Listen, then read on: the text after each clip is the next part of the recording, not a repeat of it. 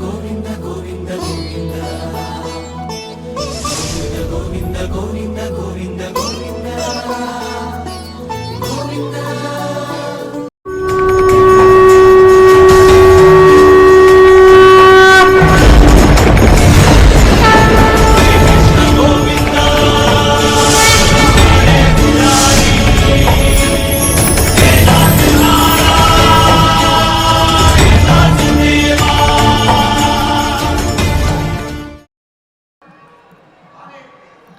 ఓం నమో వెంకటేశాయ. వాక్కాయాది నియామక వైరాగ్యాది విధాయక గోవింద గోవింద.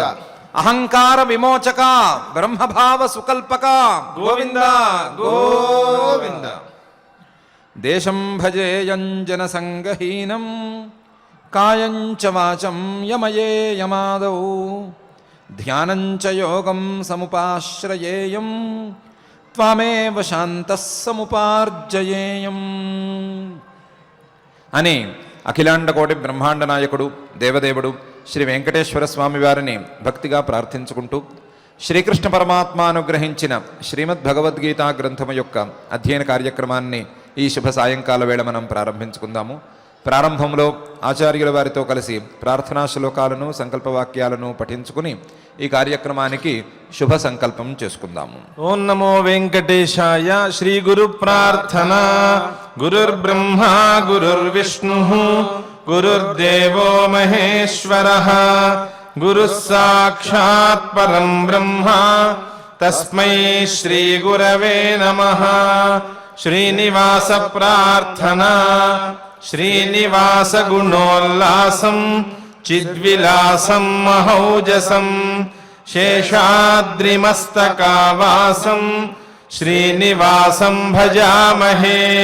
అథ సంకల్పః శ్రీమద్ ఆదివరాహ క్షేత్రే విరాజమానస్య అఖిలాండకోటి బ్రహ్మాండ నాయకస్య శ్రీ పద్మావతి జానేః భగవతః శ్రీ వెంకటేశ్వర స్వామినః దివ్య సన్నిధౌ భగవతః శ్రీకృష్ణ పరమాత్మనః అనుగ్రహేణ అస్మాకం సర్వేషాం శారీరస్య మానసస్య చ బలస్య సిద్ధ్యర్థం సమస్తానాం అసాధ్య వ్యాధీనాం నివారణార్థం సర్వయజ్ఞ ఫలప్రాప్త్యర్థం సర్వాసాం సంపదాం ప్రాప్త్యర్థం విద్యార్థినాం బుద్ధిశక్తి వృద్ధి ద్వారా పరీక్షాసు ఉత్తీర్ణతా సిద్ధ్యర్థం అధికారిణాం స్వస్వ విధి నిర్వహణ కౌశల సిద్ధ్యర్థం సమస్త పాపక్షయార్థం గో సంరక్షణార్థం శ్రీ పరమేశ్వర ప్రీత్యర్థం యథాశక్తి శ్రీమద్భగవద్గీతాయాః అష్టాదశాధ్యాయాంతర్గత శ్లోకపారాయణం కరిష్యామహే. శ్రీగీతా ప్రార్థనా. సర్వోపనిషదో గావో దోగ్ధా గోపాలనందనః పార్థో వత్సః సుధీర్భోక్తా దుగ్ధం గీతామృతం మహత్. శ్రీకృష్ణ ప్రార్థనా. సర్వదా సర్వభావేన భజనీయో వ్రజాధిపః స్వస్యాయమేవ ధర్మో హి నాన్యః క్వాపి కదాచన. శ్రీ వేదవ్యాస ప్రార్థనా. సమరవృత్త విబోధ సమీహయ కురువరేణ ముదాకృతయాచనః సపది సూతమదాదమలేక్షణం కలిహరం గురువ్యాసమహం భజే. శ్రీ గురుభ్యో నమః. పరమాత్మ మానవులు చేసుకోవలసినటువంటి స్వధర్మాచరణం చేసుకున్నట్లయితే వారి యొక్క మనస్సు శుద్ధపడి శుద్ధమైనటువంటి మనస్సు వారి అదుపులో ఉండగా అదుపులో ఉండేటువంటి విషయాల అదుపులో ఉండేటువంటి మనస్సులో శబ్దాది విషయాలు ఏవి ప్రవేశించకుండా ఉన్నప్పుడు రాగద్వేషాలన్నీ తొలగిపోగా వారికి బ్రహ్మభావాన్ని పరమాత్మతత్వాన్ని తెలుసుకునేందుకు దారి దగ్గరవుతుంది అనే విషయాన్ని చెప్పదలుచుకున్నాడు. దాన్ని శ్లోకంలో 51వ శ్లోకంలో బుద్ధ్యా విశుద్ధయా యుక్తః ధృత్యా ఆత్మానం నియమ్య చ శబ్దాదీన్ విషయాంస్ త్యక్త్వా రాగద్వేషౌ వియదస్య చ అనేటువంటి శ్లోకంలో ప్రారంభం చేశాడు. ప్రారంభం చేసి ఇటువంటి గుణాలను ఇటువంటి స్థితిని సాధించుకున్న తరువాత బ్రహ్మభావానికి సాధకుడు దగ్గరవుతాడు. బ్రహ్మభావానికి దగ్గరైనటువంటి సాధకుడు క్రమంగా ఇంకా కూడా సాధనాలను సాధించుకుంటూ ఉంటాడు. సాధించుకుని పరమాత్మకు మరింత దగ్గరయ్యి చివరికి పరమాత్మను అందుకునే స్థాయికి వెళతాడు అనే విషయాన్ని పై 2 శ్లోకాలను చెప్పదలుచుకున్నాడు. అందులో మొదటి శ్లోకంలో 52వ శ్లోకంలో వివిక్త సేవి లఘ్వాషి యత వాక్కాయ మానసః ధ్యానయోగపరో నిత్యం వైరాగ్యం సముపాశ్రితః అని కొన్ని గుణాలను చెప్తున్నాడు. వివిక్త సేవి లఘ్వాషి యతవాక్కాయ మానసః ధ్యానయోగపరో నిత్యం వైరాగ్యం సముపాశ్రితః అనే 5 గుణాలను గనక సాధించుకున్నట్లయితే బ్రహ్మభూయాయ కల్పతే, పరమాత్మ భావానికి దగ్గరవుతాడు. పరమాత్మను తెలుసుకోవటానికి పరమాత్మను పట్టుకోవటానికి దారి సుగమమవుతుంది అని అంటున్నాడు. అందులో వివిక్త సేవి, వివిక్తమైనటువంటి ప్రదేశాల్లో ఏ జన సంపర్కము కుసంస్కారుల యొక్క సంపర్కము లేనటువంటి ప్రదేశాలనే నిరంతరం ఆశ్రయించుకుని ఉండటం, అటువంటి ప్రదేశాలలోనే కూర్చోవటానికి ఇష్టపడటం, అటువంటి ప్రదేశాలనే పట్టుకుని కూర్చోవటం అనేటువంటి గుణం ఒకటి ఏర్పడుతుంది. ఏర్పడాలి కూడాను. ఏర్పడేందుకు ప్రయత్నం చేసుకోవాలి. వివిక్త సేవి శరీరానికి మనస్సుకు ఎంతవరకు బలం కావాలో అంతవరకు మాత్రమే తన యొక్క అశనాన్ని తన యొక్క తిండిని నియంత్రించుకుని ఉండటం అనేటువంటి గుణం కూడా అలవాటు అవుతుంది. ఇటువంటి సాధకుడికి ఇలా సాధన స్థాయికి చేరాలంటే ఈ గుణాన్ని అలవాటు చేసుకోవాలి. వివిక్త సేవి లఘ్వాషి యత వాక్కాయ మానసః, తన యొక్క వాక్కును మాటను, కాయం శరీరాన్ని, మానసం మనస్సును కూడా పూర్తిగా నియమించుకుని సంయతం చేసుకుని లేదా నిగ్రహించుకుని తన మాట వినేటట్లుగా చేసుకోవటం అనేటువంటిది కూడా కావలసిన గుణం. సాధకుడు అందిపుచ్చుకోవలసినటువంటి గుణం యత వాక్ కాయ మానసః. ఇంతేకాకుండా ధ్యానయోగపరో నిత్యం, ధ్యానము యోగము ఈ రెండిటిలోనే తన యొక్క సమయాన్ని మొత్తం వెచ్చించటం, నిరంతరం ఈ రెండిటిలోనే తాను నిలబడి ఉండటం అనేటువంటి గుణం కూడా సదరు సాధకుడికి అలవాటు అవుతుంది. అలాంటి స్థాయిని చేరుకోవటానికి అలవాటు చేసుకోవాలి కూడాను. ధ్యాన యోగ పరో నిత్యం వైరాగ్యం సముపాశ్రితః. వైరాగ్యం ఏ వస్తువు మీదనైనా, ప్రాపంచికమైనటువంటి ఏ విషయం మీదైనా, లేదా ఈ లోకంలో ఉండే విషయాల మీదైనా, పరలోకంలో ఉండేటువంటి ఫలితాల మీద, వేటి మీద కూడా ఆసక్తి లేనటువంటి, వేటి మీద కోరిక లేనటువంటి ఒక నిర్మలమైనటువంటి వైరాగ్యాన్ని సముపాశ్రితః, వైరాగ్యాన్ని పట్టుకుని కూర్చుని ఉన్నవాడు, వైరాగ్యాన్ని ఆశ్రయించుకుని కూర్చున్నవాడు, అటువంటి వాడికి బ్రహ్మభావం దగ్గరవుతుంది. ఈ వైరాగ్యం అందిపుచ్చుకోవాలి. సాధకుడికి సహజంగానే కొంత అందుతుంది అని ఈ శ్లోకంలో పరమాత్మ 5 గుణాల గురించిన ప్రస్తావన చేస్తున్నాడు. ఈ 5 గుణాలను మనం అక్కడక్కడ కొంచెం కొంచెంగా అప్పుడప్పుడు విన్నమాట ఉంది. 5 గుణాల గురించి కూడా పరమాత్మ వేరువేరు సందర్భాలలో తాను చెప్పదలుచుకున్నటువంటి విషయాలను చెప్పే సందర్భాలలో ప్రస్తావన చేశాడు. ఏ ఏ సందర్భాలలో చేశాడు అనే విషయాన్ని పైన చూద్దాము. చేసిన గుణాలను మళ్ళీ ఒకసారి ఒక క్రమంలోకి తీసుకువచ్చి ఒక వరుసలో పెట్టి వీటి యొక్క ప్రాధాన్యాన్ని మరొకసారి మనకు గుర్తు చేస్తున్నాడు. ఈ వరుసలో వెళ్ళకపోతే బ్రహ్మభావం లేదా ఆ పరమాత్మ తత్వజ్ఞానం ఎందుకు అందదు అని మన మనసుకు తోచేటట్లుగా పరమాత్మ తన పద విన్యాసం చేస్తున్నాడు. ఏ రకంగా చేస్తున్నాడు? వివిక్త సేవి. మానవుడు తత్వజ్ఞానం కోసం కానీ లేదా తాను అందుకోవలసినటువంటి సాధారణమైన జ్ఞానాల కోసం కానీ ఎందుకు ప్రయత్నం చేయలేకపోతున్నాడు? ఎందుకు మానవుడి యొక్క ప్రయత్నం సఫలం కావటం లేదు అంటే, మానవుడు ఆ తత్వజ్ఞానానికి సంబంధించని వ్యక్తులతో లేదా తాను నేర్చుకోవలసినటువంటి విద్యకో లేదా తాను నేర్చుకోవలసినటువంటి విషయాలకో సంబంధించని వ్యక్తులతో, ఆ సంబంధం లేనటువంటి వ్యక్తులతో నిరంతరం కాలం గడుపుతున్నాడు. కూడా ఉండేటువంటి వ్యక్తులు కావచ్చు, లేదా స్నేహితులు కావచ్చు, మరొకరు కావచ్చు, ఈ తత్వజ్ఞానానికి కానీ మానవుడికి కావలసినటువంటి జ్ఞానానికి కానీ సహాయం చేసే పరిస్థితిలో లేరు.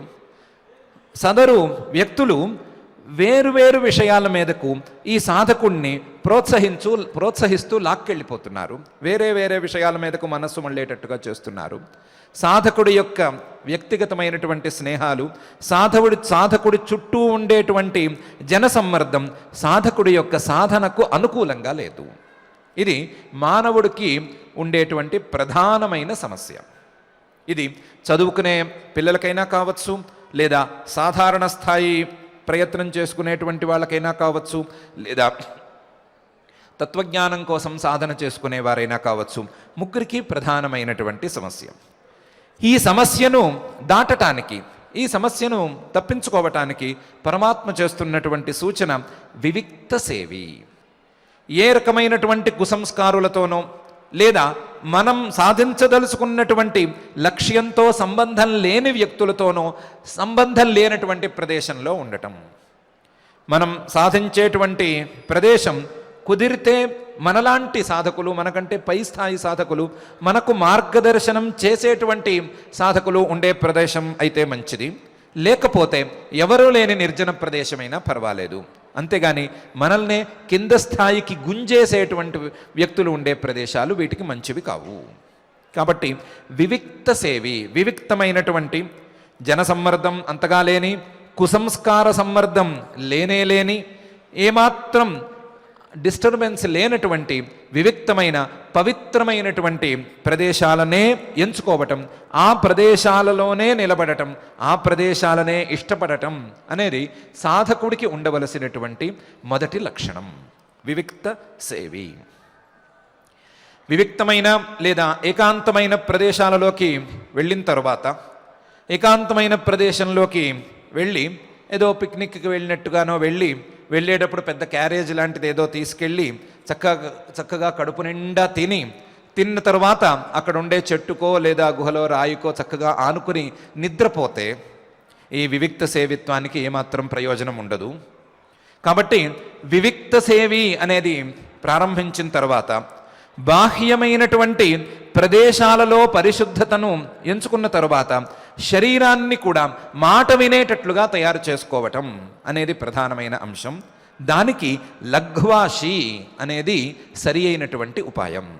లఘువుగా శరీరానికి, శరీరంలో ఉండేటువంటి మనసుకు ఎంత బలం అందాలో అంత బలం అందేంత ఆహారాన్ని మాత్రమే తీసుకుంటూ, ఆ ఆహారం కూడా లఘువుగా ఉండేటట్లుగాను, నిద్రలోకి సదరు సాధకుడిని జార్చకుండా ఉండేటట్లుగాను చూసుకోగలిగినట్లయితే, లఘ్వాషిగా గనక సాధకుడు ఉండే మాట అయితే ఆ వివిక్త దేశ సేవిత్వానికి ప్రయోజనం లభిస్తుంది, ప్రయోజనం దానికి దొరుకుతుంది. లేకపోతే వివిక్త దేశ సేవిత్వం అనేది నిద్రకు ఉపకరిస్తుంది, ఏకాంత ప్రదేశాలకు వెళ్ళి నిద్రపోయినట్లవుతుంది అని పరమాత్మ సూచన చేస్తున్నాడు.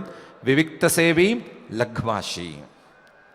ఎప్పుడైతే ప్రదేశం పరిశుద్ధంగా ఉన్నది, శరీరం కూడా ఎక్కువ తిండి వలన వచ్చేటువంటి ఆయాసంతోనో లేదా భుక్తాయాసంతోనో లేదు, శరీరం కూడా సరి అయిన సమస్థితిలో బలంగానే ఉంది. ఇలాంటి సందర్భంలో సాధకుడు ఏం చెయ్యాలి అంటే, మొదలు అక్కరలేని ఆలోచనలను కట్టిపెట్టి యత వాక్ కాయ మానస అనేటువంటి అంశాన్ని కాయాన్ని, శరీరాన్ని యోగాసనాదుల ద్వారా నియమం చేసుకోవాలి. అలాగే వాగింద్రియాన్ని లేదా మాటను నియంత్రించుకోవాలి, మౌనాన్ని ఎక్కువగా ఆశ్రయిస్తూ ఉండాలి. అలాగే మనస్సును కూడా పూర్తిగా కట్టిపెట్టాలి. మనస్సులో అనవసరమైనటువంటి ఆలోచనలను రానివ్వకూడదు. అలాంటి స్థితిని సాధకుడు పొందగలగాలి. యత వాక్ కాయ మానసః అని ఈ గుణాన్ని కూడా సాధించుకోవాలి అని అంటున్నాడు. మనం సరదాగా చెప్పుకోగలిగితే పరమాత్మ ఏమంటున్నాడంటే, నోటితో 2 పనులు చేస్తారు. ఒకటి ఇన్కమింగ్, ఒకటి అవుట్ గోయింగ్. ఇన్కమింగ్ ఏమో ఆహారం, దానికి ఏం పరిమితి ఉండట్లేదు. అవుట్ గోయింగ్ ఏమో మాటలు, వాటికి కూడా ఏమీ లెక్క ఉండట్లేదు. లెక్కలేనన్ని మాటలు బయటికి వెళ్ళిపోతున్నాయి, లెక్కలేనంత ఆహారం లోపలికి వెళ్ళిపోతుంది. ఈ ఇన్కమింగ్ అవుట్ కమింగ్ జాగ్రత్తగా చూసుకుంటే యోగం దాదాపు సిద్ధించినట్లే అని అంటున్నాడు. లఘ్వాషి యత వాక్కాయ మానసః.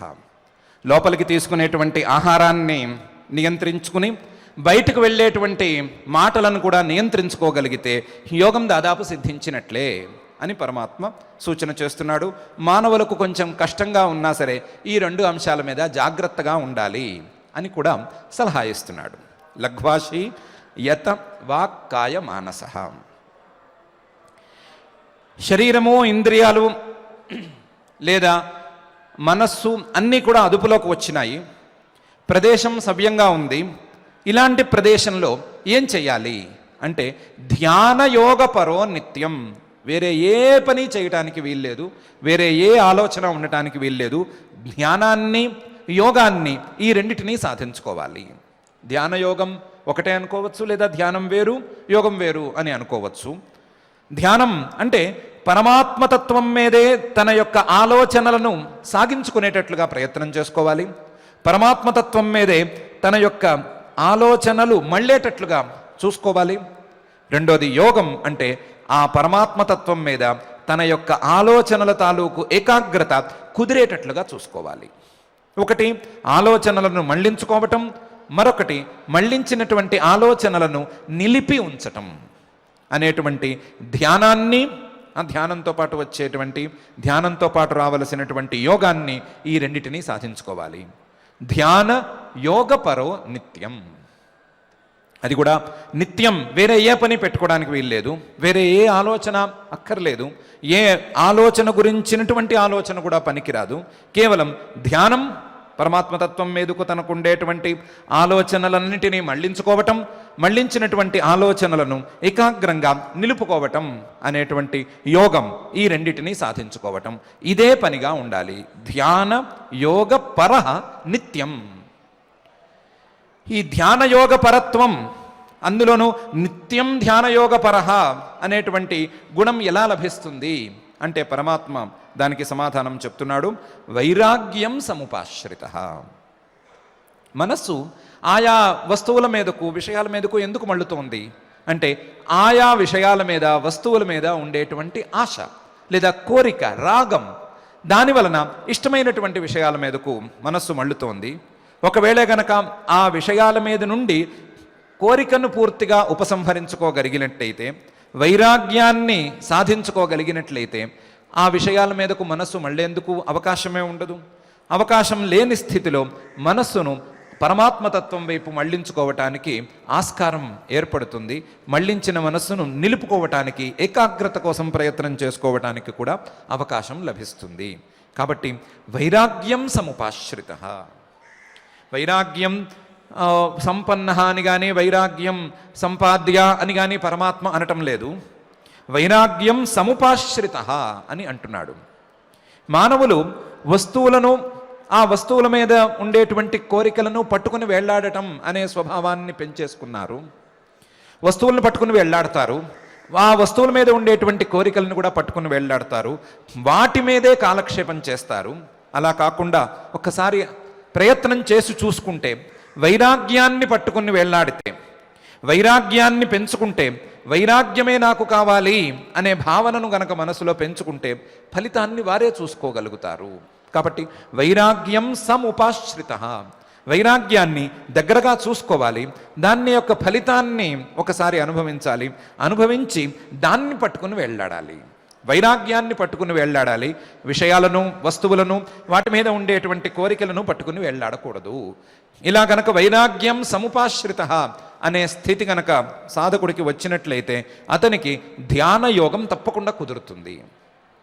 మనస్సు మళ్ళటానికి అవకాశమే ఉండదు. మనస్సు మళ్ళటానికి అవకాశం లేక మనస్సు కదలక ఒక చోట స్థిరంగా ఉంటుంది. ఆ స్థిరమైనటువంటి చోటు పరమాత్మతత్వంగా ఉంటుంది. ఉన్నప్పుడు మానవుడు ధ్యాన యోగాన్ని సాధించుకున్నట్లవుతుంది. కాబట్టి ఇలాంటి ధ్యాన యోగాన్నే గనక సాధించుకోగలిగితే మానవుడు బ్రహ్మభావానికి దగ్గర అవుతాడు అని ఈ శ్లోకంలో పరమాత్మ అంటున్నాడు. ఇంతకుముందే చెప్పినటువంటి విషయాలే అయినా సరే మరొకసారి వీటి యొక్క ఇంపార్టెన్స్ని లేదా వీటి యొక్క ప్రాధాన్యాన్ని మనసుకు హత్తుకునేలాగా ఇంకోసారి ఈ క్రమంలో చెప్తున్నాడు.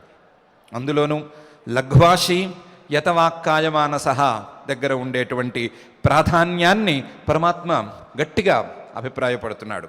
లఘ్వాషి యతవాక్కాయమానసః, ఆ లఘువుగా ఆహారాన్ని భరించటం, అందులోనూ వివిక్త సేవి, వివిక్త దేశంలో ఉండటం, లఘువుగా ఆహారాన్ని సేవించటం, తన యొక్క శరీరాన్ని, మనస్సును, అలాగే వాక్కును, మాటను నియంత్రించుకుని ఉంచుకోవటం అనేది చాలా ప్రధానం అని పరమాత్మ అభిప్రాయపడుతున్నాడు.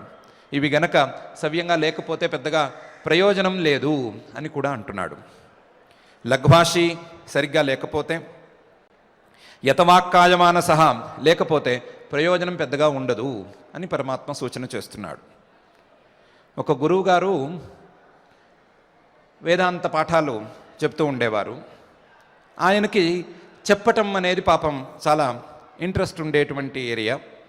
విద్యార్థులకు చెప్పాలి లేదా ఆసక్తి ఉన్న వాళ్ళకి చెప్పాలి అనేటువంటి తపన ఉన్న వ్యక్తి. అందువలన ఆయన అందరినీ పిలిచి కాస్త అడిగిన వాళ్ళకి ఎక్కువగా చెప్తూ ఉండేవారు. ఒక విద్యార్థి లేదా శుశ్రూషువు లేదా సాధకుడు లేదా ఇంట్రెస్ట్ ఉన్నవాడు ఎవరో ఒక ఆయన చేరాడు. ఎందుకో గురువుగారికి పెద్దగా సమయ నిర్బంధం లేదు. మధ్యాహ్నం 2 గంటలకు చెప్పటం మొదలుపెట్టారు.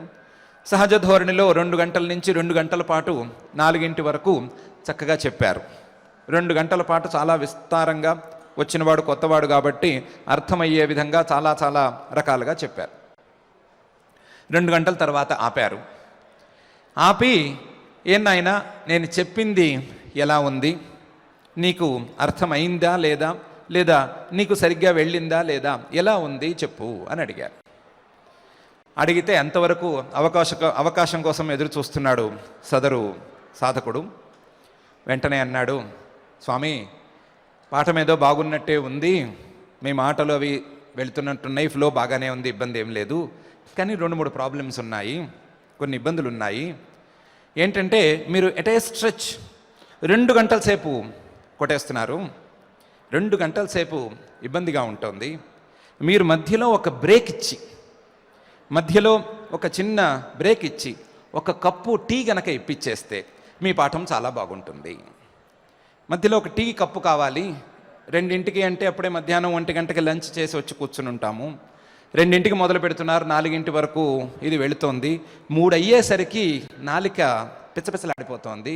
కాస్త టీ లాంటిది పోసుకుంటే కానీ నాలుక వెనకాలండే మనస్సు వినేట్టు లేవు. కాబట్టి 3 ఒకసారి ఆపండి, బ్రేక్ ఇవ్వండి. కావాలంటే ఆ బ్రేక్కి టీ బ్రేక్ అనే పేరు పెట్టుకోండి. ఒక టీ పోయించండి, ఒక కప్పు టీ ఇప్పించండి, ఆ తర్వాత మీ ఇష్టం, ఎంతసేపు చెప్పినా నేను వింటాను అన్నాడు. గురువుగారు దండం పెట్టి, నువ్వు ఇంటికి వెళ్ళు, ఈ టీలు కాఫీలు అవన్నీ ఇంట్లోనే తాగు, నాకు ఇక్కడ టీలు పెట్టించే అభిప్రాయం కానీ టీ వెండింగ్ మిషన్స్ని ఉంచుకునే అభిప్రాయం కానీ ఏమీ లేదు, వెళ్ళిరా అని పంపించేశారు. విషయం ఇంతే. బాగా ఎక్కువ ఆహారం ఎక్కువైన ఆహారాన్ని జీర్ణం చేసుకోవటం కోసమో మరొక అలవాటుతోనో లేదా ఆహారాన్ని గ్రహించటమే అలవాటుగా మారి ఉండటం చేతనో ఆహారం మీదకే దృష్టి వెళ్ళేటువంటి వారికి మనస్సును నియంత్రించుకోవటం కొంచెం కష్టం కావచ్చు. ఆహారం అనేది దాని పని అది చేసుకుంటూ ఉంటుంది, మానవులకు అది అత్యవసరం కూడా, కానీ అతిగా ఉంటే మాత్రం అనవసరం అనే విషయాన్ని గుర్తించుకోమని పరమాత్మ లఘ్వాషి అనే పదం ద్వారా ప్రధానంగా చూపిస్తున్నాడు. ఈ లఘ్వాషి వస్తేనే యతవాక్కాయ మానసః అనే అంశం కుదురుకుంటుంది అనే విషయాన్ని కూడా చెప్తున్నాడు. ఈ శ్లోకంలో ఉండేటువంటి 5 గుణాలను కూడా పరమాత్మ వేరువేరు సందర్భాలలో చెప్పాడు. అందులో వివిక్త సేవి యతవాక్కాయ మానసః అనేటువంటి అంశాలను 6వ అధ్యాయం 10వ శ్లోకంలో యోగీ యుంజీత సతతం ఆత్మానం రహసి స్థితః ఏకాకీ యత చిత్తాత్మ యత వాక్కాయ మానసః అనేటువంటి శ్లోకంలో చెప్పాడు. అది ఆత్మానం రహసి స్థితః అని ఒక మాట అన్నాడు, ఏకాకీ అనే మాట కూడా అన్నాడు. ఈ 2 పదాల ద్వారా వివిక్త సేవి అనే అంశాన్ని చక్కగా చూపించాడు. యతవాక్కాయ మానసః అనే దాన్ని ఉన్నదాన్ని ఉన్నట్లుగానే చూపించాడు. 6వ అధ్యాయంలో చెప్పినటువంటి ఆ అంశం యొక్క ప్రాధాన్యం రెండిటినీ కూడా ఇక్కడ ఉపసంహారం చేస్తున్నాడు. లఘ్వాషి అనేటువంటి పదాన్ని పరమాత్మ విస్తృతంగానే నిరూపించాడు. నాత్యశ్నతస్తు యోగోస్తి నచైకాంతమనశ్నతః నచాతి స్వప్నశీలస్య జాగ్రతో నైవచార్జున యుక్తాహార విహారస్య యుక్తచేష్టస్య కర్మసు యుక్త స్వప్నావబోధస్య యోగో భవతి దుఃఖః అనేటువంటి శ్లోకాలలో పరమాత్మ ఆహారం యొక్క మితి, ఆహారం యొక్క పరిమితి యొక్క ప్రాధాన్యం వీటన్నిటిని గురించి చర్చించాడు. అది 6వ అధ్యాయంలోనే 16, 17 శ్లోకాలలో ఆ చర్చను చేసినటువంటి అంశాన్ని వేరువేరు సందర్భాలలో సాత్వికమైనటువంటి ఆహారాన్ని చెప్పేటువంటి సందర్భాలలోనూ అక్కడక్కడ చెప్పినటువంటి విషయాలన్నిటినీ కూడా గుచ్చి లఘ్వాషి అని ఇక్కడ అంటున్నాడు. ధ్యానయోగపరః అనేటువంటి అంశాన్ని కూడా వేరే సందర్భాలలో పరమాత్మ చెప్పాడు. తం విద్యా దుఃఖ సంయోగ వియోగం యోగ సంజ్ఞితం స నిశ్చయేన యోక్తవ్య యోగో నిర్విణ్ణ చేతస అనేటువంటి 6వ అధ్యాయం 23వ శ్లోకంలో అది ఈ యోగం పరమాత్మతత్వం మీద మనస్సును నిలుపుకునేటువంటి యోగం దుఃఖాలన్నిటినీ పోగొడుతుంది. దుఃఖాలను పోగొట్టుకునేటువంటి ఈ యోగాన్ని నిశ్చయేన యోక్తవ్య చాలా గట్టిగా దృఢంగా బలంగా సాధించుకోవాలి. ఆ సాధించుకోవటానికి వీలుగా నిర్విణ్ణ చేతస్సును అంటే వైరాగ్యాన్ని సాధించుకోవాలి అని పరమాత్మ ఆ శ్లోకంలో చెప్పాడు. ఆ శ్లోకంలో చెప్పినటువంటి అంశాలను మొత్తాన్ని ఇక్కడ ఒక పాదంలో 2 పాదాలలో చక్కగా చెబుతూ ధ్యాన యోగ పరో నిత్యం వైరాగ్యం సముపాశ్రితః అని అంటున్నాడు. అనటం ద్వారా వేరువేరు అధ్యాయాలలో తాను చెప్పినటువంటి అంశాల యొక్క ప్రాధాన్యాన్ని మరొకసారి గుర్తు చేస్తున్నాడు. ఆ అంశాలన్నిటినీ కూడా ఒకసారి ఉపసంహారం చేస్తూ ఉపసంహార వ్యాజంతో తాను చెప్పదలుచుకున్నటువంటి అంశాన్ని మరొకసారి క్రమంతో చెబుతూ వివిక్త సేవి లఘ్వాషి యతవాక్కాయమానసః ధ్యాన యోగ పరో నిత్యం వైరాగ్యం సముపాశ్రితః అని అంటున్నాడు. ఇదైన తర్వాత అహంకారం, బలం, దర్పం, కామం, క్రోధం, పరిగ్రహం విముచ్య నిర్మమః శాంతః బ్రహ్మభూయాయ కల్పతే అని 53వ శ్లోకంలో బ్రహ్మభావానికి దగ్గరగా సాధకులను తీసుకువెళుతున్నాడు. ఈ శ్లోకంలో ఇంతవరకు సాధించుకుంటూ వచ్చినటువంటి గుణాలను నిలబెట్టుకోవటం మాత్రమే కాకుండా ఇంతవరకు మనసులో ఉండేటువంటి దోషాలను పోగొట్టుకోవటం కూడా ప్రధానమైన అంశం అనే విషయాన్ని నొక్కి చెప్తున్నాడు. ఆ దోషాలు అహంకారం గర్వం అనుకోవచ్చు, లేదా ఈ శరీరమే నేను అనేటువంటి భావన అనైనా అనుకోవచ్చు. ఈ 2 రకాల అహంకారాన్ని, అలాగే బలం మీద ఉండేటువంటి అభిమానాన్ని, దర్పం సంతోషం ఎక్కువైతే వచ్చేటువంటి భావనను, కామం కోరికలను, క్రోధం కోరికలు తీరకపోతే వచ్చేటువంటి ద్వేషాన్ని, అలాగే పరిగ్రహం ప్రతి వస్తువును పట్టుకుని వేళ్లాడటం అనేటువంటి స్వభావాన్ని, వీటన్నిటినీ కూడా విడిచిపెట్టి అహంకారం, బలం, దర్పం, కామం, క్రోధం, పరిగ్రహం విముచ్య నిర్మమః ఏ రకంగానూ నాది అనేటువంటి భావన లేకుండా, నిర్మమః మమతాభావాన్ని విడిచిపెట్టుకుని, నిర్మమః శాంతః మనసులలో ఏ అలజడి లేకుండా చూసుకుని, ఏ రకమైనటువంటి అలజడి లేకుండా శాంత బ్రహ్మభూయాయ కల్పతే, బ్రహ్మభావాన్ని పొందగలుగుతాడు. బ్రహ్మభావాన్ని పొందాలి అంటే శాంతి కావాలి. మనస్సు అలజడికి లోను కాకూడదు, మనస్సు కదిలిపోతూ చంచలంగా ఉండకూడదు, మనస్సు నిశ్చలంగా ఉండాలి. నిశ్చలమైనటువంటి మనస్సులోనే గురువులు చెప్పేటువంటి వేదాంత వాక్యాల యొక్క అర్థాలు ప్రతిఫలిస్తాయి, ఆ అర్థాలు సరి అయిన రీతిలో స్ఫురిస్తాయి. కాబట్టి మనస్సును నిశ్చలంగా ఉంచుకోవాలి. మనస్సును నిశ్చలంగా ఉంచుకోవాలి అంటే నిర్మమత్వాన్ని అలవాటు చేసుకోవాలి. ఇది నాది అనేటువంటి భావనను పూర్తిగా విడనాడాలి. ఇది నాది అనే భావనను విడనాడాలి అంటే పరిగ్రహాన్ని, వస్తువులను పట్టుకుని వేళ్లాడటం, వస్తువులను తెచ్చుకోవాలని తపన పడటం అనేటువంటి అలవాటునే మానుకోవాలి. ఆ అలవాటును మానుకోవాలి అంటే కామక్రోధాదులను విడిచిపెట్టాలి. కామం, క్రోధం అనేటువంటి పక్కపక్కన ఉండేటువంటి భావాలను విడిచిపెట్టాలి అంటే ఈ అహంకారం, బలం, దర్పం అనేటువంటి 3 భావాలు లేకుండా చూసుకోవాలి అని పరమాత్మ ఈ శ్లోకంలో తాను చెప్పదలుచుకున్నటువంటి వరసను క్రమంగా చెప్తున్నాడు. అహంకారం వద్దంటున్నాడు, అహంకారం అంటే గర్వం అది వద్దంటున్నాడు. అలాగే నేను ఈ శరీరమే నేను, శరీరం కంటే వేరుగా నా యొక్క రూపం లేదు అనేటువంటి భావనను కూడా విడిచిపెట్టేసుకోమంటున్నాడు. అహంకారం విముచ్య, 2 రకాల అహంకారాన్ని విడిచిపెట్టుకోమంటున్నాడు. అహంకారం, దానితో పాటుగా బలం మీద ఉండేటువంటి అభిమానం, ఈ రెండింటినీ కూడా విడిచిపెట్టుకోమంటున్నాడు. బలాన్ని 3 రకాలుగా మనం విభాగం చేసుకుని చూసుకోవచ్చు. ఒకటి శారీరమైనటువంటి బలం, శరీరానికి ఉండేటువంటి బలం ఒకటి, సహజ సిద్ధమైనటువంటి బలం. రెండవది మానవుడు మానసికంగా తాను వస్తువులను కోరుకుని ఆ కామంతో తెచ్చిపెట్టుకునేటువంటి బలం రెండవది. మూడవది మానవుడు ఏ రకమైనటువంటి దోషాలు లేని స్థితిని పొందిన తరువాత, జ్ఞానాన్ని తెచ్చుకున్న తర్వాత, లేదా తత్వజ్ఞానం లాంటి ఉత్తమ జ్ఞానాలను పొందిన తరువాత ఆ జ్ఞానాలతో తెచ్చుకునేటువంటి బలం.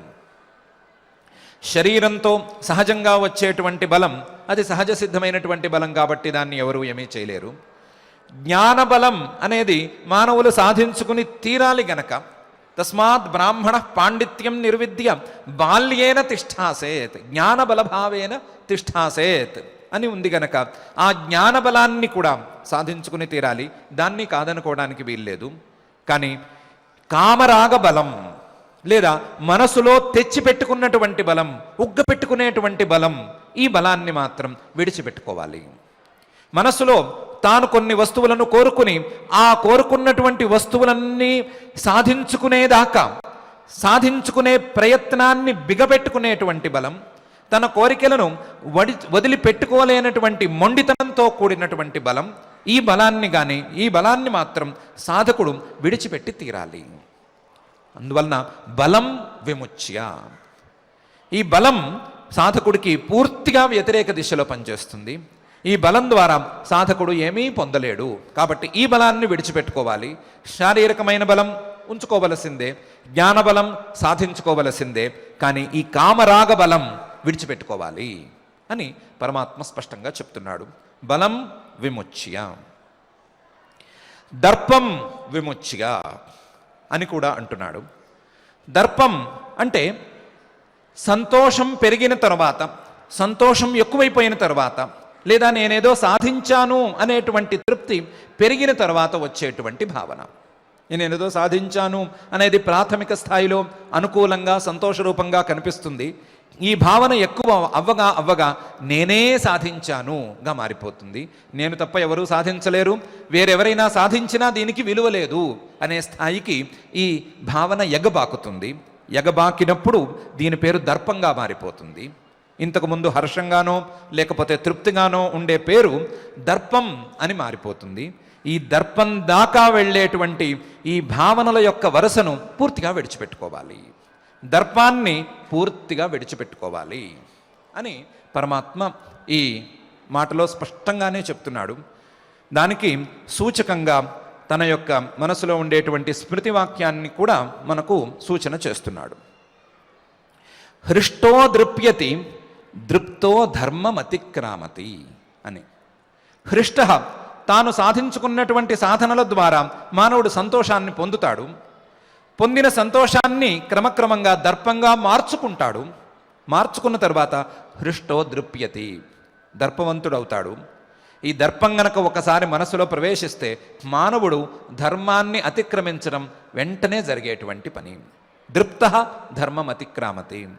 దర్పంతో ఉండేవాడు ఏ దర్పమైనా సరే చెప్పిన మాట వినడు, శాస్త్రాలు చెప్పిన మాట వినడు, పెద్దలు చెప్పిన మాట వినడు, గురువులు చెప్పిన మాట వినడు. నాకంటే గొప్పవాడు మరొకడు లేడు అనే అంటాడు. కాబట్టి వాడు ధర్మ మార్గంలో ఉండటం అనేది కల్లా అయిపోతుంది. కాబట్టి దర్పం అనేది ధర్మానికే విరుద్ధం. ధర్మానికే విరుద్ధమైనటువంటి ఈ దర్పం తత్వజ్ఞానానికి విరుద్ధం అని వేరే చెప్పుకోనక్కరలేదు. కాబట్టి దర్పం విముచ్య.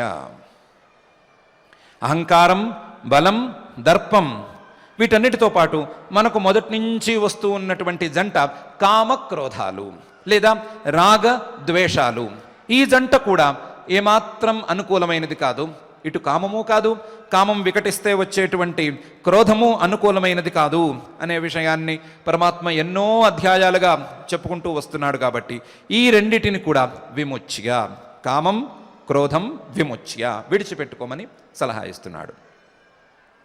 దీంతో పాటుగా పరిగ్రహం, వస్తువులను తెచ్చుకోవటం, తెచ్చుకున్న వస్తువులను సంరక్షించుకోవటం, ఆ వస్తువుల ద్వారా ఏదో లాభాలను పొందేటువంటి ప్రయత్నం చేసుకోవటం అనేటువంటి పరిగ్రహ వ్యవస్థను పూర్తిగా విడిచిపెట్టుకోమంటున్నాడు. విముచ్య, విశేషణ ఏమాత్రం విడిచిపెట్టకుండా మొత్తం కూలంకషంగా వదిలిపెట్టేసుకోమంటున్నాడు.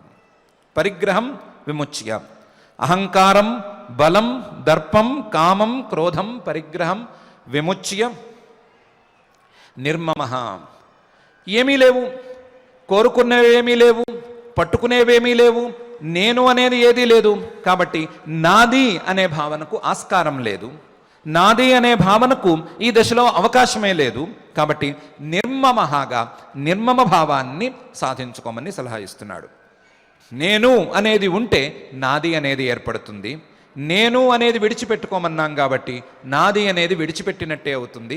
కాబట్టి అటువంటి నిర్మమత్వాన్ని బలంగా స్థిరంగా మనస్సులో ఉంచుకోవాలి అని కూడా పరమాత్మ చెప్తున్నాడు. నిర్మమః, ఈ నిర్మమః నేను లేదు, నాది లేదు, నాకు కావలసింది లేదు, నాకు అక్కర్లేనిది లేదు, లేదా నాకు ద్వేషంతో కూడినటువంటి వస్తువు లేదు, నేను ద్వేషించే వస్తువు లేదు, నేను ప్రేమించే వస్తువు లేదు, ఏమీ లేదు అనుకున్న తర్వాత మనస్సులో ఏ అలజడి ఉండదు. మనస్సులో అలజడికి ప్రధానమైనటువంటి కారణం నేను, నాకు ఇష్టమైనటువంటి వారు బాగుండాలి, నాకు ఇష్టం లేని వాళ్ళు ఏదో రకంగా ఉండాలి, నాకు ఇష్టమైన వస్తువులన్నీ నా దగ్గర ఉండాలి, నాకు ఇష్టం లేని వస్తువులన్నీ ఎవరి దగ్గరకో పోవాలి, లేదా నాకు ఇష్టం లేని వస్తువులు కనీసం నా దగ్గర ఉండకూడదు అనేటువంటి ఆలోచనల తామర తంపర మానవుణ్ణి అలజడికి గురి చేస్తుంది. నేను, నాది అనేటువంటి రెండూ లేనటువంటి సాధకుడికి ఈ అలజడికి అవకాశమే లేదు. కాబట్టి శాంతి, మానసికమైనటువంటి శాంతి లభిస్తుంది. అలజడి లేని, ఆలోచనల తరంగాలు లేనటువంటి నిర్మలమైనటువంటి మనస్సు సదరు సాధకుడికి ఏర్పడుతుంది. అటువంటి నిర్మలమైనటువంటి మనస్సులో బ్రహ్మభావం, చెప్పినటువంటి వాక్యం సరి అయిన రీతిలో ఎక్కుతుంది, సరిగ్గా అర్థమవుతుంది, సరిగ్గా ధారణకు వస్తుంది, సరిగ్గా మననం జరుగుతుంది, సరిగ్గా ధ్యానం కుదురుతుంది. కుదిరిన తర్వాత బ్రహ్మభూయాయ కల్పతే, సదరు సాధకుడు బ్రహ్మజ్ఞానాన్ని అందుకుంటాడు. అందుకుని తానే పరబ్రహ్మ అవుతాడు. తాను ఎక్కడి నుంచి అంశంగా వచ్చాడో అటువంటి అంశి అయినటువంటి పరమాత్మలో తాను ఏకమవుతాడు. బ్రహ్మభావాయ బ్రహ్మభూయాయ కల్పతే అని ఈ శ్లోకంలో పరమాత్మ చక్కగా వరుసతో చెప్తున్నాడు. ఈ శ్లోకంలో ఉండేటువంటి అంశాలను కూడా పరమాత్మ మనకు వేరువేరు అధ్యాయాలలో చెప్పాడు. అందులో ఈ దోషాలను గురించి దైవాసుర సంపద్విభాగ యోగంలో చక్కగానే చెప్పాడు. అహంకారం, బలం, దర్పం, కామం, క్రోధంచ సంశ్రితాః మాం ఆత్మపరదేహేషు ప్రద్విషంతోభ్యసూయకాః అనేటువంటి శ్లోకంలో ఈ అహంకారము, బలము, దర్పము, కామము, క్రోధము ఏ రకంగా పరమాత్మ స్వరూపం మీద అసూయను, పరమాత్మ స్వరూపం మీద ద్వేషాన్ని తెచ్చిపెడతాయి అనే అంశాన్ని చెప్పాడు. అటువంటి పరమాత్మ స్వరూపం మీదే ద్వేషాన్ని తెచ్చిపెట్టే ఈ దోషాలను పూర్తిగా విడిచిపెట్టుకోమని చెప్తున్నాడు. పరిగ్రహం ఏమాత్రం మంచిది కాదు, అది నిరాశీరపరిగ్రహ అనే వాక్యాల్లో చాలా సందర్భాలలో చెప్పాడు. అలాగే నిర్మమో నిరహంకార అని 12వ అధ్యాయంలో చెప్పిన సందర్భంలోను, 2వ అధ్యాయంలో చెప్పిన సందర్భంలోను నిర్మమో నిరహంకార స శాంతిమధిగచ్చతి అని చెప్పినటువంటి సందర్భంలోను ఈ నిర్మమత్వాన్ని నిరహంకారత్వాన్ని పరమాత్మ చక్కగానే చెప్పాడు. చెప్పి ఇవన్నీ కూడా శాంతిని కలిగిస్తాయి అనే విషయాన్ని గుర్చి చెప్పాడు. ఆ శాంతిని కలిగించేటువంటి ఈ గుణాలన్నీ సాధించుకోమని, శాంతికి విఘాతకమైనటువంటి దోషాలన్నీ తొలగించుకోమని చెప్పటానికి మరొకసారి ఈ శ్లోకాన్ని పరమాత్మ ఇక్కడ చెప్తున్నాడు. అహంకారం, బలం, దర్పం, కామం, క్రోధం, పరిగ్రహం విముచ్య నిర్మమ శాంత బ్రహ్మభూయాయ కల్పతే అని. మొత్తం మీద ఈ 3 శ్లోకాలలోనూ పరమాత్మ చెప్తున్నటువంటి అంశమింతే. బ్రహ్మభావం లేదా పరమాత్మతత్వానికి దగ్గరవ్వటానికి ఒకటే మార్గం, పరమాత్మతత్వంకి లేదా పరమాత్మతత్వానికి దగ్గరయ్యేందుకు ప్రయత్నం చేసుకోవటం. పరమాత్మతత్వానికి దగ్గరవ్వటానికి ప్రయత్నం చేయటం అంటే పరమాత్మతత్వం కాక ఇతర వస్తువుల మీద ఉండేటువంటి ప్రతి అంశాన్ని తగ్గించుకోవటం. అది వ్యామోహం కావచ్చు, కోరిక కావచ్చు, ఆలోచన కావచ్చు, ప్రీతి కావచ్చు, పరిగ్రహం కావచ్చు, ఆశ్రయం కావచ్చు, ఏమైనా కావచ్చు, వాటన్నిటినీ తగ్గించుకుని కేవలం పరమాత్మ స్వరూపం మీదే నిలిచేట్టుగా ప్రయత్నం చేసుకోవటం ఒక్కటే పరమాత్మతత్వానికి దగ్గర తీస్తుంది. పరమాత్మతత్వం లేదా పరమాత్మతత్వజ్ఞానం రావటానికి అదొక్కటే దోహదం చేస్తుంది అనే విషయాన్ని పరమాత్మ నొక్కి చెప్తున్నాడు. వీటన్నిటికీ సహకారిగా మనస్సును శుద్ధపరుచుకోవటం అనేటువంటి ప్రధాన అంశాన్ని చెప్తున్నాడు. మనస్సును శుద్ధపరుచుకునేటువంటి అంశానికి సహకారిగా వారు చేసుకోవలసినటువంటి స్వధర్మాచరణం చేసుకోవటం అనే అంశాన్ని నొక్కి చెప్తున్నాడు. కాబట్టి మనమందరము పరమాత్మ చెప్తున్నటువంటి ఈ వరసను దృష్టిలో పెట్టుకుని స్వధర్మాచరణంతో ఏ రకమైనటువంటి కోరికలను సాధించుకోకుండా ఉండటం నిష్కామ కర్మాచరణం, నిష్కామ కర్మాచరణతో మనస్సును శుద్ధం చేసుకోవటం, మనస్సును శుద్ధం చేసుకుని పరమాత్మ చెప్పినటువంటి ఈ సాధనాలన్నిటినీ క్రమక్రమంగా అణువణువంతా పేర్చుకుంటూ రావటం, ఈ సాధనాలన్నీ కొండంత అయిన తరువాత మనకు బ్రహ్మభావం అందటం అనే ఫలితం వరకు మన ప్రయత్నాన్ని స్వల్పరీతిలోనైనా సాగించుకుందాం. ఇటువంటి కొండంత సాధనాలు లేదా కొండంత ఫలితం అందాలి అని ఆ అఖిలాండకోటి బ్రహ్మాండ నాయకుడు దేవదేవుడు శ్రీ వెంకటేశ్వర స్వామి వారిని భక్తిగా ప్రార్థించుకుందాం. ఆ ప్రార్థనతో ఈరోజు పారాయణ కార్యక్రమాన్ని ప్రారంభించుకుందాం. అథ శ్రీమద్భగవద్గీతాసు ఉపనిషత్సు బ్రహ్మ విద్యాయాం యోగశాస్త్రే శ్రీకృష్ణార్జున సంవాదే మోక్ష సన్యాస యోగ నామక అష్టాదశాధ్యాయాంతర్గత శ్లోకాః అష్టాదశాధ్యాయాంతర్గత శ్లోకాః బుద్ధ్యా విశుద్ధయా యుక్తః ధృత్యాత్మానం నియమ్య చ శబ్దాదీన్ విషయాంస్ త్యక్త్వా రాగద్వేషౌ వ్యుదస్య చ వివిక్త సేవీ లఘ్వాసి యత వాక్కాయమానసః ధ్యానయోగపరో నిత్యం వైరాగ్యం సముపాశ్రితః అహంకారం బలం దర్పం కామం క్రోధం క్రోధం పరిగ్రహం కామం క్రోధం పరిగ్రహం విముచ్య నిర్మమః శాంతః విముచ్య నిర్మమః శాంతః బ్రహ్మభూయాయ కల్పతే బ్రహ్మభూయాయ కల్పతే బ్రహ్మభూతః ప్రసన్నాత్మా బ్రహ్మభూతః ప్రసన్నాత్మా న శోచతి న కాంక్షతి న శోచతి న కాంక్షతి సమః సర్వేషు భూతేషు సమః సర్వేషు భూతేషు మద్భక్తిం లభతే పరాం మద్భక్తిం లభతే పరాం భక్త్యా మామభిజానాతి భక్త్యా మామభిజానాతి యావాన్యశ్చాస్మి తత్వతః యావాన్యశ్చాస్మి తత్వతః తతో మాం తత్వతో జ్ఞాత్వా తతో మాం తత్వతో జ్ఞాత్వా విశతే తదనంతరం విశతే తదనంతరం సర్వకర్మాణ్యపి సదా సర్వకర్మాణ్యపి సదా కుర్వాణో మద్వ్యపాశ్రయః కుర్వాణో మద్వ్యపాశ్రయః మత్ప్రసాదాదవాప్నోతి మత్ప్రసాదాదవాప్నోతి శాశ్వతం పదమవ్యయం శాశ్వతం పదమవ్యయం చేతసా సర్వకర్మాణి చేతసా సర్వకర్మాణి మయి సన్యస్య మత్పరః మయి సన్యస్య మత్పరః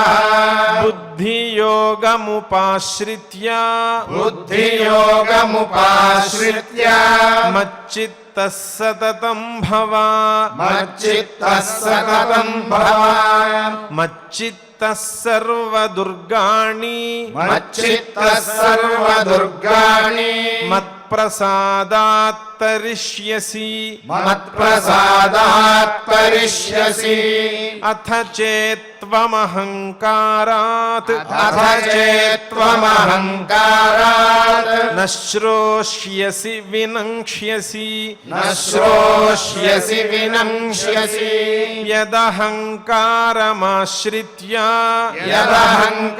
యదహంకారమాశ్రిత్య నయోత్స్య ఇతి మన్యసే నయోత్స్య ఇతి మన్యసే మిథ్యైష వ్యవసాయస్తే మిథ్యైష వ్యవసాయస్తే ప్రకృతిస్త్వాం నియోక్ష్యతి ప్రకృతిస్త్వాం నియోక్ష్యతి స్వభావజేన కౌంతేయ స్వభావజేన కౌంతేయ నిబద్ధస్వేన కర్మణా నిబద్ధస్వేన కర్మణా కర్తున్నేచ్ఛసి యన్మోహాత్ కర్తుం నేచ్ఛసి యన్మోహాత్ కరిష్యస్య వశోపి తత్ కరిష్యస్య వశోపి తత్ ఈశ్వరః సర్వభూతానాం ఈశ్వరः సర్వభూతానాం హృద్దేశేర్జున తిష్ఠతి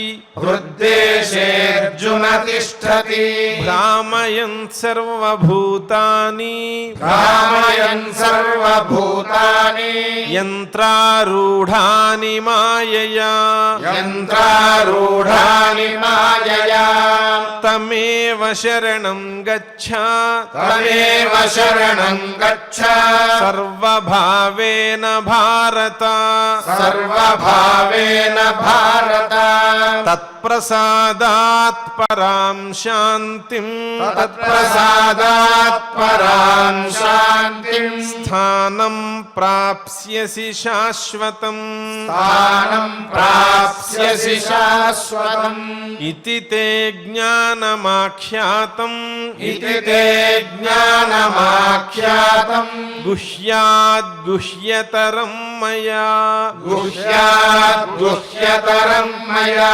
विमृश्यैतदशेषेण विमृश्यैतदशेषेण यथेच्छसि तथा कुरु यथेच्छसि तथा कुरु सर्वगुह्यतमं भूयः सर्वगुह्यतमं भूयः शृणु मे परमं वचः शृणु मे परमं वचः इष्टोऽसि मे दृढमिति इष्टोऽसि मे दृढमिति ततो वक्ष्यामि ते हितम् ततो वक्ष्यामि ते हितम् मन्मना भव मद्भक्तः मन्मना भव मद्भक्तः मद्याजी मां नमस्कुरु मद्याजी मां नमस्कुरु मामे वैष्यसि सत्यन्ते मामे वैष्यसि सत्यन्ते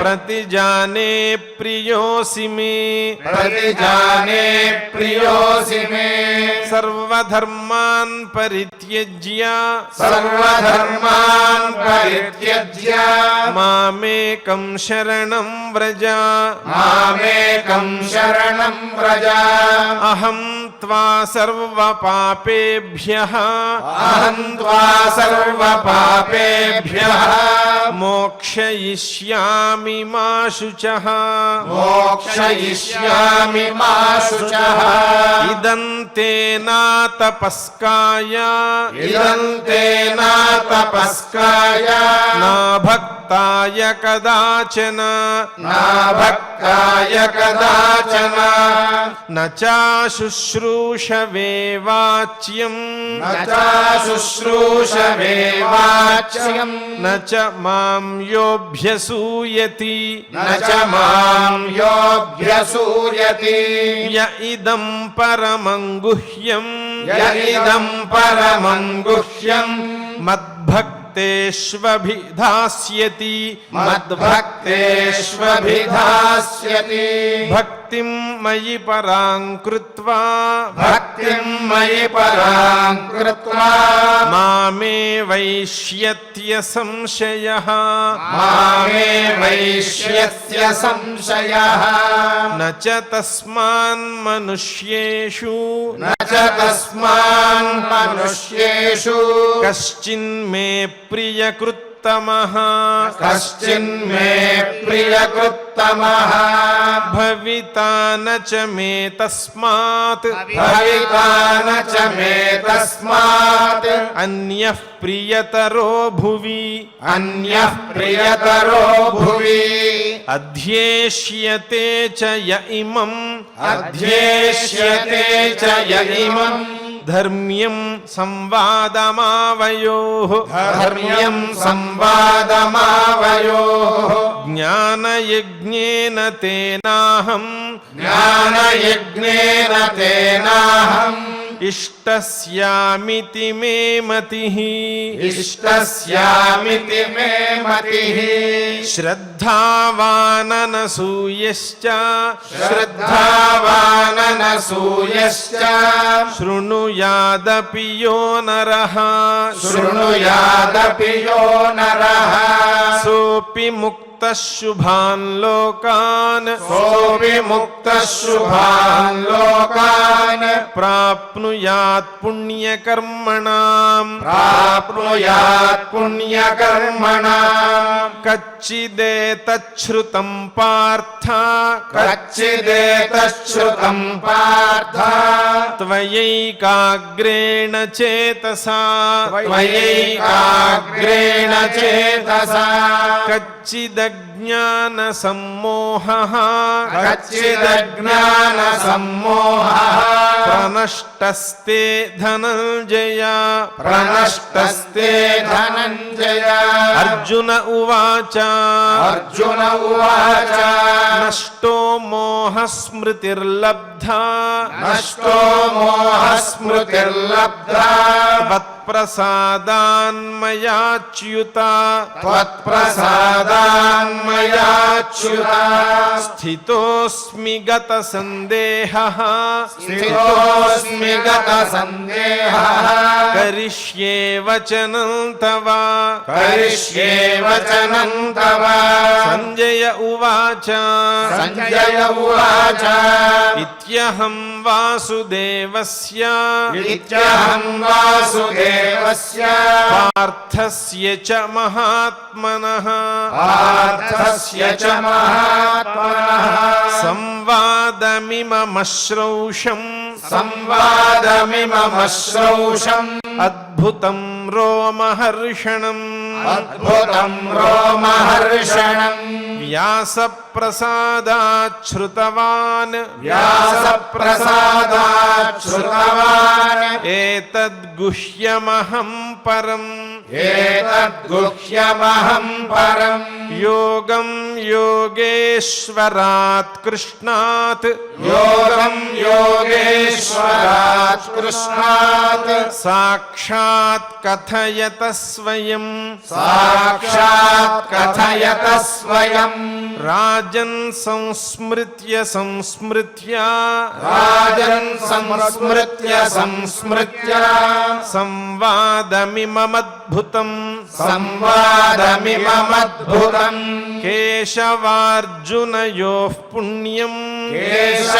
కేశవార్జునయోః పుణ్యం హృష్యామి చ ముహుర్ముహుః హృష్యామి చ ముహుర్ముహుః తచ్చ సంస్మృత్య సంస్మృత్య తచ్చ సంస్మృత్య సంస్మృత్య రూపమత్యద్భుతం హరేః రూపమత్యద్భుతం హరేః విస్మయో మే మహాన్ రాజన్ విస్మయో మే మహాన్ రాజన్ హృష్యామి చ పునః పునః హృష్యామి చ పునః పునః యత్ర యోగేశ్వరః కృష్ణో యత్ర పార్థో ధనుర్ధరః యత్ర యోగేశ్వరః కృష్ణో యత్ర పార్థో ధనుర్ధరః తత్ర శ్రీర్విజయో భూతిర్ధ్రువా నీతిర్మతిర్మమ తత్ర శ్రీర్విజయో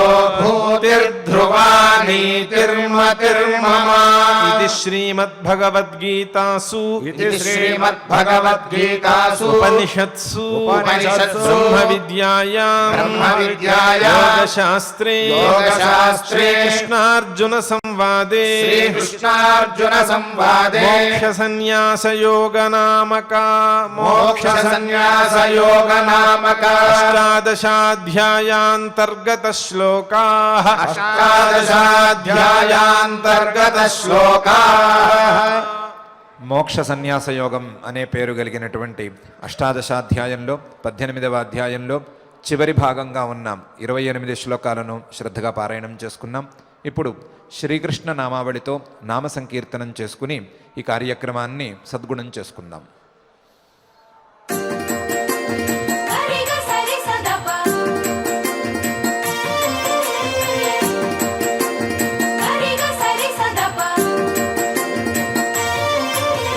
कृष्णं वन्दे जगद्गुरुं श्रीकृष्णं वन्दे जगद्गुरुं कृष्णं वन्दे जगद्गुरुं श्रीकृष्णं वन्दे जगद्गुरुं कृष्णं वन्दे जगद्गुरुं श्रीकृष्णं वन्दे जगद्गुरुं कृष्णं वन्दे जगद्गुरुं श्रीकृष्णं वन्दे जगद्गुरुं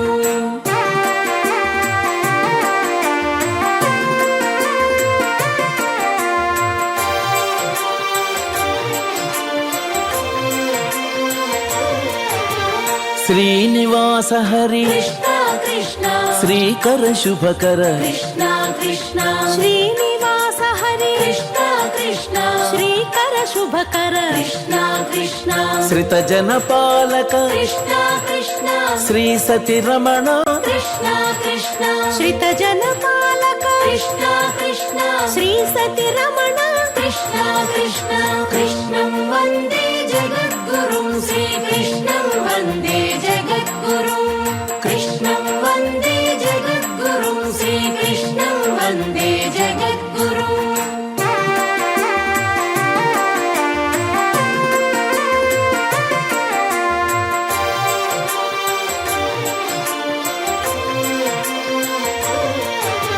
సామజగమన कृष्ण कृष्ण సామజ వరద कृष्ण कृष्ण सामजगमन कृष्ण कृष्ण सामज वरद कृष्ण कृष्ण సాధు జనావన कृष्ण कृष्ण సారసలోచన कृष्ण कृष्ण साधु जनावन कृष्ण कृष्ण सारसलोचन कृष्ण कृष्ण कृष्णं वन्दे जगद्गुरुं श्रीकृष्णं वन्दे जगद्गुरुं कृष्णं वन्दे जगद्गुरुं श्रीकृष्णं वन्दे जगद्गुरुं